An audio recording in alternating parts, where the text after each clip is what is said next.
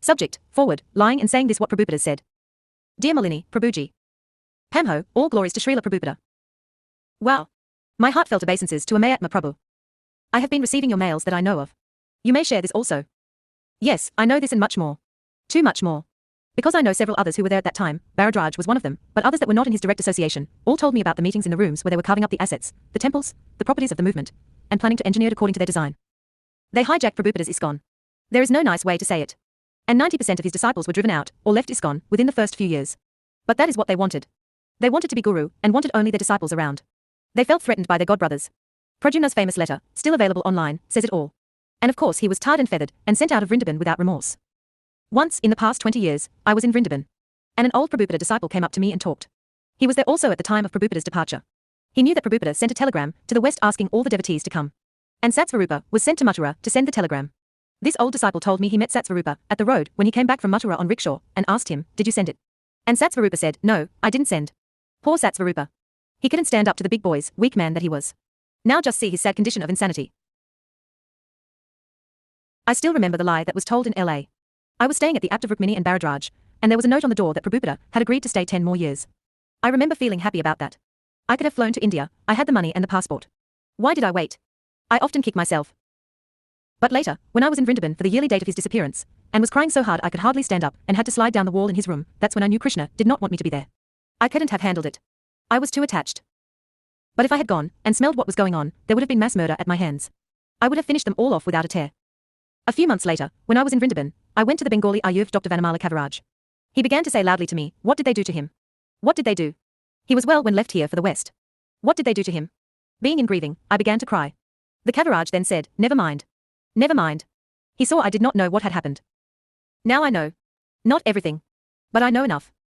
The Rakshasas embedded themselves in our movement, and infiltrated the minds of weak persons like Rameshwar and others. The demons saw this movement is a threat. And they still see it. Now they are taking over the world. With the last eclipse in Scorpio, the war will begin in July-August. The demons have also now gotten laws passed that will enable them to control the whole world by the WHO, thus enabling them to lock down whole cities. The cities will become like prisons, but the foolish leaders are not smart enough to get the devotees out of the cities, and to the safety of farm communities. Prabhupada foresaw everything and told us what to do, but they have forgotten.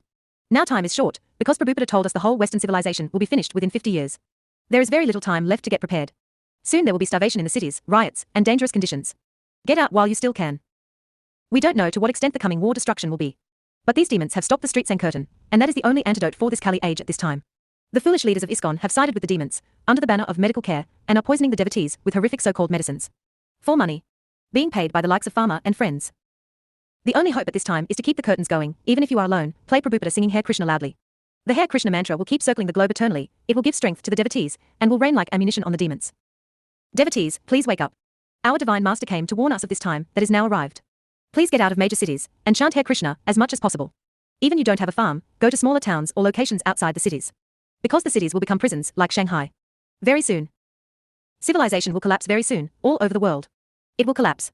Either you may bring this ISM, or that ISM, this civilization will collapse. People will become mad, being harassed in so many ways. When one is harassed in so many problems, he commits suicide. That position is coming. Yes, when the government cannot adjust, they start a war. November 29, 1975 morning walk in Delhi. Your servant and sister, Govinda Dasi ACBSP. Malini, can you please send the ZYTO clinic attachment to me, please pack it very carefully, and ensure it priority mail. To P.O. Box 3, Derrida, LA, 70634. C.O. Bonnie McElroy. On Monday, May 30, 2022 at 10:42 a.m. Marie Glasheen at satvatov.com wrote. Dear Mother Govinda Hare Krishna. It doesn't seem that you received my emails even when I respond to your emails. I am trying again here again, and wish for you to let me know if you received my email. Recently I came across this excerpts of letter from Amayatma Prabhu. It is clear from his and thousands of other followers of Prabhupada that the young ambitious leaders of Prabhupada's movement at the time of Prabhupada departure were lying and saying things in the name of Prabhupada that were not Prabhupada's words and in fact were the opposite of Prabhupada's instruction, her desires or wishes. How many more lie have they told is the question we need to ask ourselves. When one tell a lie, it needs another lie to cover the first one, then lying about Prabhupada's words became a culture and a way of moving Srila Prabhupada's movement without Prabhupada. Please share the following if you want and also let me know what you think. With much affection, your servant, Malini DD. Excerpts from Amayatma's letter. I finally found out what the dark, horrible feelings were all about that prevented me from getting involved. Back in 77, just before SP's disappearance, we knew it was getting to the end, Bharadaj had left to be with SP. I finally decided I also had to go and see SP one last time. I was collecting money to go. Several big book distributors had bought tickets and went, and many in LA were talking of going. Then, all of a sudden Ramesvar showed up. He had been in Verndaban, and he left SP's side and came to LA. He came with a message. He told us, SP had sent him to tell us not to go to India. SP said he wanted us all to stay in America. I cried that day. I wanted more than anything to go see SP one last time. I wanted to be with him. I cried. I wanted to go, but Ramesvar told us that SP asked us not to go. It tore me up. But I told myself, this is what SP wants, so I have to accept, I have to stay. Then, a week or so after SP departed, Bharadwaj came back, and for weeks he would tell us all that he experienced leading up to SP's departure. He told us about the Markadvaj medicine, so many things.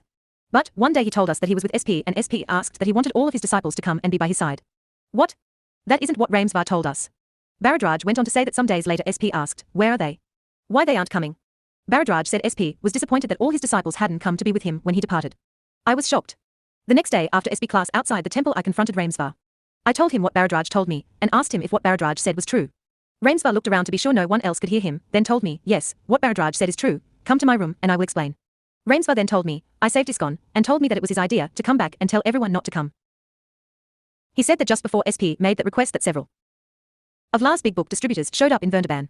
They told him most of the Sankirtan devotees were holding back on collections saving to buy tickets, that so many in LA were talking of coming. Ramesvar thought if they all come the temple will no longer have any income. SP's health was fluctuating, he would get worse, then better. Ramesvar told me that he was thinking SP may go on living for months. What would happen to the temples if all the book distributors came to India? In LA they would not have any income, their properties would all go into foreclosure. There wouldn't be anything left by the time SP left us. Then, he heard that SP had told that he wanted everyone to come. Rather than Ramesvar doing what it took to try and carry out SP's last dying personal request, instead, he met with TK and a few others and Ramesvar suggested he come back to LA to stop everyone from leaving. He told me, if the devotees here found out that SP wanted everyone to come, the LA temple would have become deserted, everyone would have left, and the temples would have gone into foreclosure. So, when he came back he purely lied to us, telling us that SP had sent him and that SP instructed us not to go. Ramesvar told me this in a proud way, that he saved ISKCON. Saved ISKCON from what? Saved ISKCON from SP. When he told me all this, I was totally stunned. I had such strong feelings, I couldn't say a word. My emotions swelled inside.